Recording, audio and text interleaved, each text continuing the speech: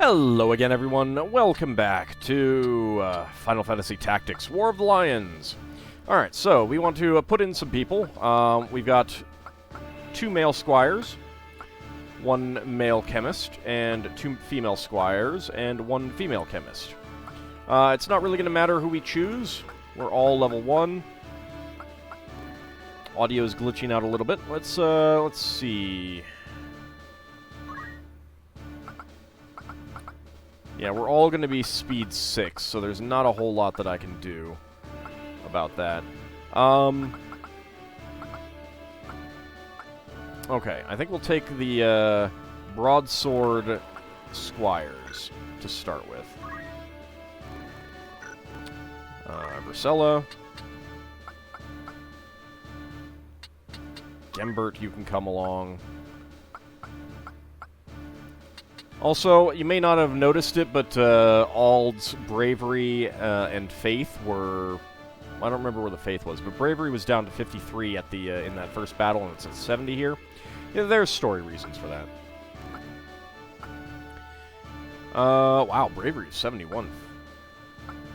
I actually have some pretty good people. It's a shame that I'm going to be deleting them. Anyway, let's go with you. We can get one more. 52, 58. There we go. So the higher bravery, the more damage you'll deal. Garaland.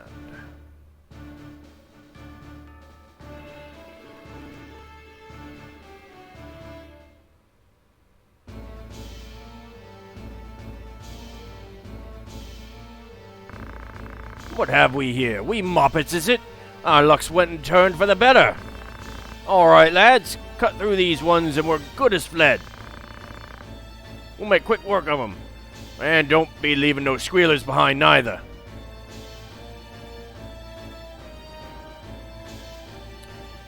So, Delita is in here. You did not see him being on the list of people that we could add in. And I forgot about the exact positions, so don't really have the best placements, but it's fine. So they're going to go straight to Delita. Delita cannot die in this, so who cares what happens to him. Man, that sounds bad, doesn't it?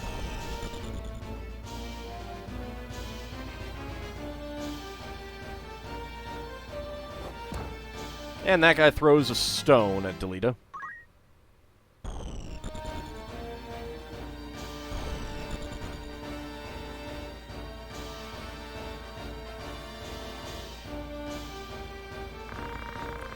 Careful, Ald. Remember, the well-aimed thrust pierces the mail.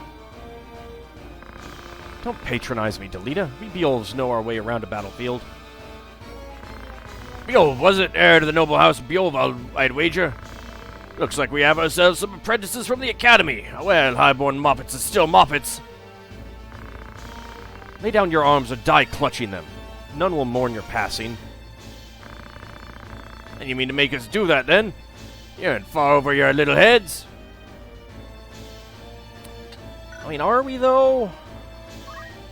I think we outnumber them. Yeah, we have 6, they have 5. I don't know that that's going to go so well for you. They are all 6 speed, so are we. So, when everyone's speed is equal, what that means is that any guests you have will move, then any enemies will move, and then your team moves. So, it's kind of not great in that regard. On the other hand, it will always mean that you can react to what they do, which isn't bad. Alright. Let's do that. Alright. What can I do? I only have Chant, which is unfortunate. I'll just come up here. 95% chance to do 20 points of damage is not too shabby.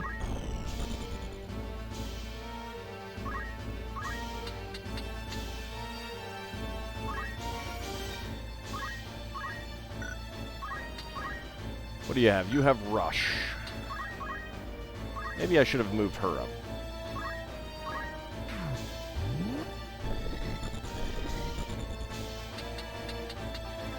Actually, what can you do, Gembert? You can do Rush.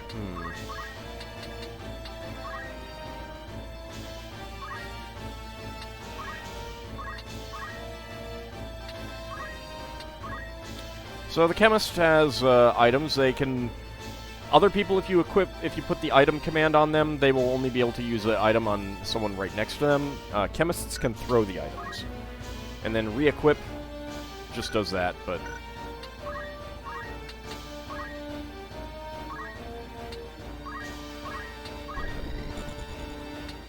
And what do you have? You also have Rush. Alright, I think I screwed up... Well, not screwed up, but... I missed out on the people who have Throw Stone, which is a shame. And get used to the commands. So ideally you want someone to do an action every single turn. And there are some really good actions for that. We obviously don't have them yet. If you plan to create a different party that has better compatibility and stuff like that, then you actually ideally want Ald to do as much as possible in this. Ow. Rude.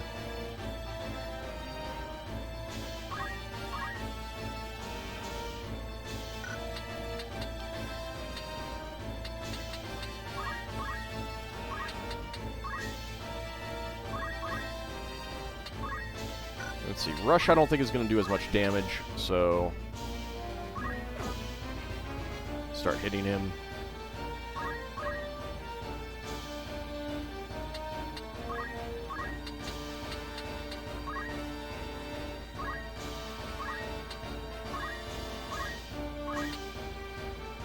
Rush has a chance to knock back,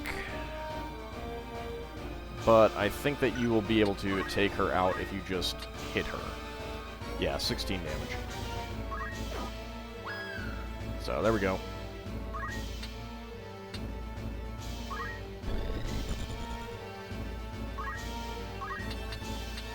How you doing on hit points? 28.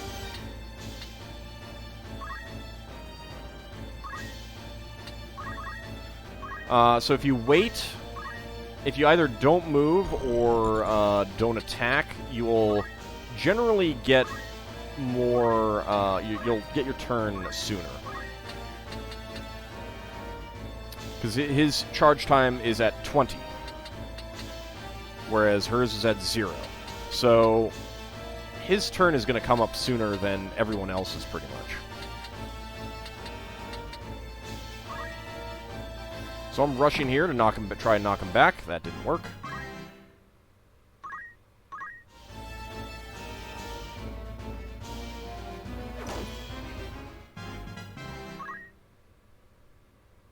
So they're probably going to take out Delita there.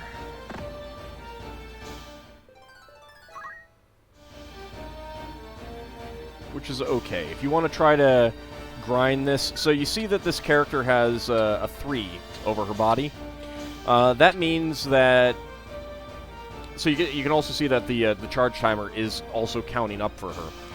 When it hits 100, that'll tick down to 2. When it hits 100 again, it'll tick down to 1. When it hits 100 again, it'll tick down to 0. And then the next time it ticks over, she will either become a treasure chest or a crystal. The crystal has a chance to either give you some of her skills, or you can just use it to recover hit points and MP. The crystals are very good for freely learning skills from classes that you may not want to put anyone into, which is pretty nice. Okay. What do I want to do?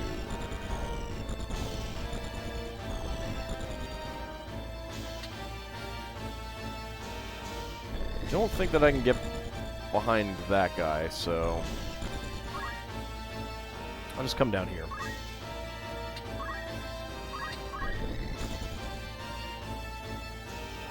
So he's going over there to attack her from the side, which is okay.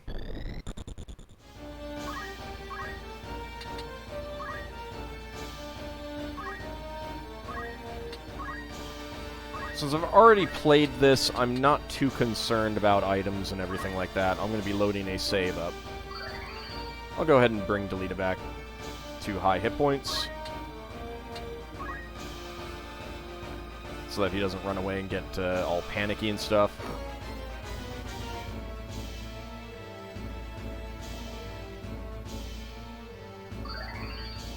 I don't know if they have a fixed number of potions in this battle.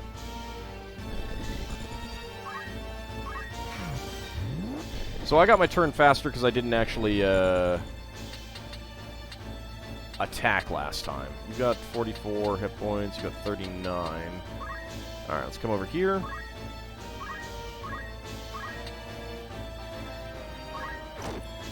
Ooh, critical hit. That's why he got bumped. If he had been up on a building, that probably would have caused him to fall and take extra damage. Which is a pretty nice thing to do. Also, you know, totally puts him out of position and stuff like that.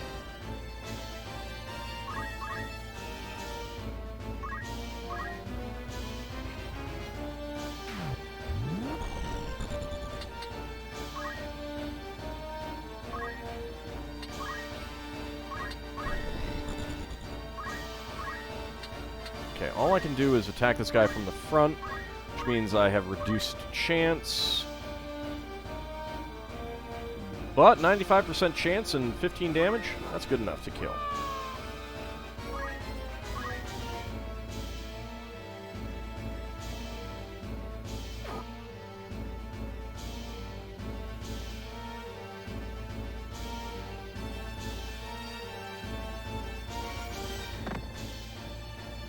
Okay, only 10 damage.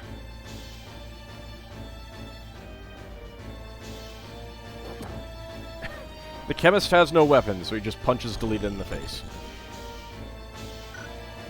How badly? Oh yeah, I'm not doing so hot.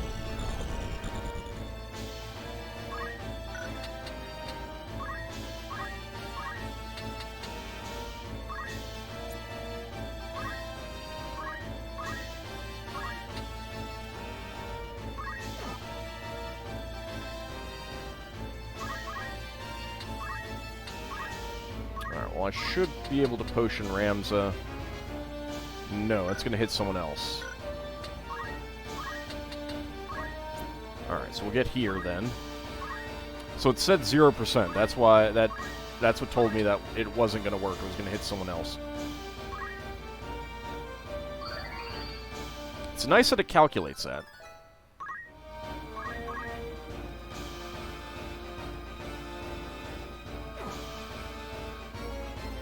You should have gone after the stupid...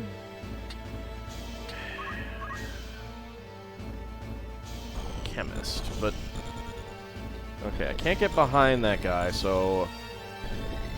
It's really only one of these two that I can go after. You have 15, that would kill you. You have 8. Go after you. There we go.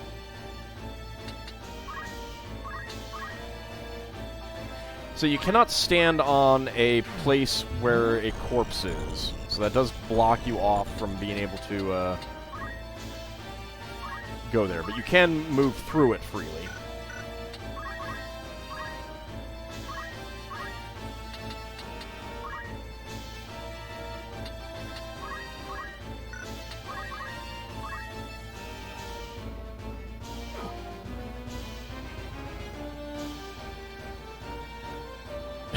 It seems like a bad place for you to go there, sir. Yes, go punch Delita again for 3 points of damage. Way to go. Wise move, son.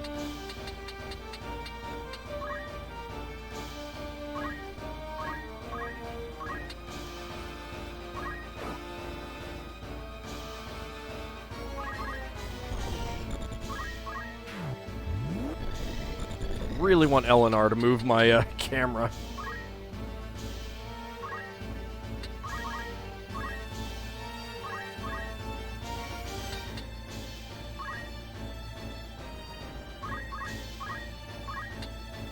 Hello!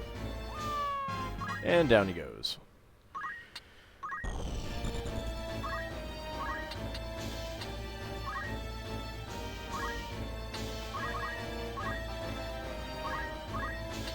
So if you really want someone's turn to come up faster, you can wait. I believe if you just wait, and I'll see if we can do that. Why are you moving back that way, you fool? Alright, so Versala, if she just waits, she's already at 40. So if you move and wait, that'll give you 20. If you attack and don't move, that'll give you 20. If you just wait, that'll be 40. So if you really want to get someone, like, you know, with the way that this was going on the turn list, basically everyone moved on 6, so everyone was moving at the same time. Just having someone wait right off the bat would shove them into the front of that entire order, and it's a way to get, you know, good manipulation on the entire turn order. If you don't mind, you know, giving up the turn that they had.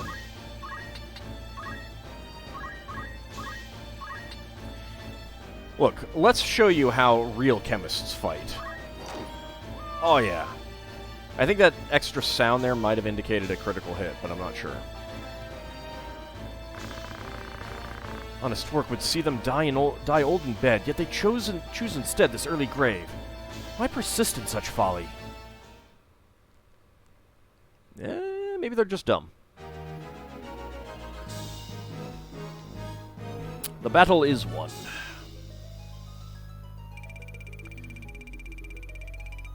Get 500 bonus coin, battle trophies of 2,000 gil, a mithril knife, and phoenix down, and a potion.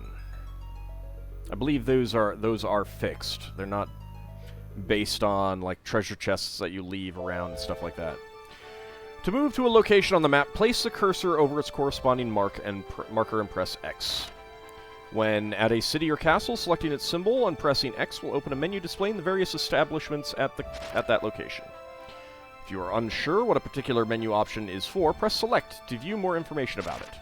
Pressing triangle while on the world map opens the main menu, from which you can access your party roster or save the game. The game's various tutorials can also be accessed from the main menu. These tutorials provide in-depth explanations of various aspects of the game. Consult them if you have questions about how to play the game. Alright. We will be loading up the game that I have saved for the next episode. For now, we'll kind of go over a little bit more about what I'm going to do. So, when you hire a new person, they're always going to come with a weapon, a helmet, and some armor. The really cheap stuff. But basically, give up all of these people, unequip them all, and get rid of them, and you have enough money, maybe sell a few other things, to hire 4 people, which is what you need. You need 4 people. To have a fully fielded battle group. So let's go ahead and check out the Magic City of Garland. So go to the Warriors Guild. Good day, sir. What type of recruit are you looking for? So we can get a male soldier, a female soldier, change name, which, yeah, you can only do that on monsters, which I don't have any of, so. Forgive me, sir, but I see no monsters in your party. Very well, how about this one? So, you get to see the person before you hire them. This person has 59 bravery, 56 faith, which are decent. I believe the stats are fixed. And you can see that he comes with a broadsword, leather cap, and clothing. 43 hit points is pretty good, starting out a little bit higher than some others. So that's pretty nice. But we do not want to hire him.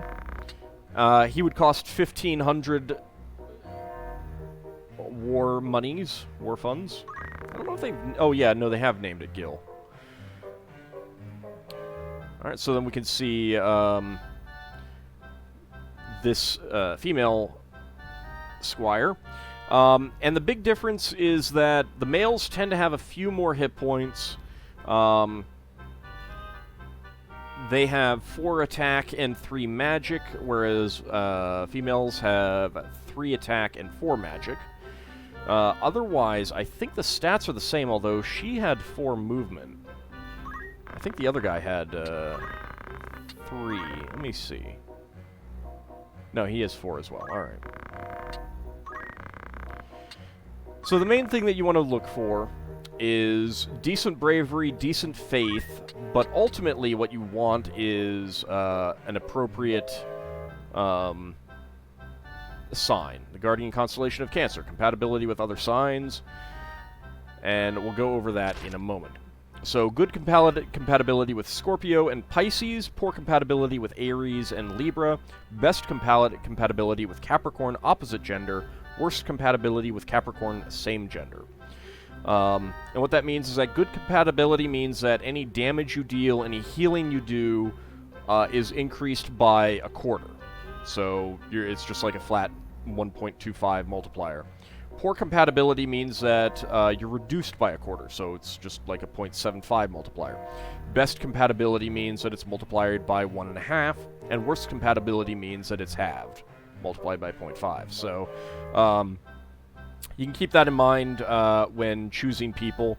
Cancer's not bad. I don't think that there's all that much that they'll be affecting, and you will be getting a decent person who's Cancer, but we do not want to hire them. So let's go ahead and exit, and you can name them when you do hire them. If we go to the Outfitter, greetings, my lord. Whatever you seek, I shall be happy to provide. So you can buy, we can buy daggers, broadswords, rods, and oak staves, leather caps, clothing. He has no accessories. We can buy Phoenix Downs for 300, eye drops for 50, antidotes for 50, and potions for 50. We can sell stuff that we have extras of. We can go to the fitting room. And this is, as you would expect, you can try on the dagger to see what its difference is and stuff like that. No. Yep, I'm done in the fitting room. And then we can go to the tavern. Come on in then, make yourself welcome. Let's, we can check out rumors, but I'll probably do that in the next well, what I'll probably do is put up a bonus episode, because there's a bunch of stuff to read through already in our compendium, or whatever it's called. There's Melee and Rendezvous. These are multiplayer things that you could do with a local multiplayer on the PSP. I don't know if there's any way to do that with the emulator. Either way, I'm not doing it right now. So that's that. We can move. We can check out our party roster, take a look at our people. We've got, you can sort it by hit points, MP, charge timer, which only really matters when you're in battle, level and experience, and brave and faith. You can see that Ald is at 70 bravery, 70 faith, and Delita is at 70 bravery and 55 faith. And those will matter a little bit. If we go to the tutorial, we are met by Master Darlavan. Wars are fought with wits and wisdom. Learn all you can here to prepare for what lies ahead. So we're not going to look at that. I want to look at the zodiac sign compatibility list. This is all stuff that, you know, tells you about things like charge time, but I'll mostly be telling you about them in general when they matter. But the zodiac sign compatibility is pretty important. It is the destiny of all creatures to be born under a particular sign of the zodiac. The interactions of man and monster alike are governed by the compatibilities of these signs. When the 12 are arranged in a circle and straight lines drawn to form squares between them, signs at the corners of a given square's corners are of poor compatibility.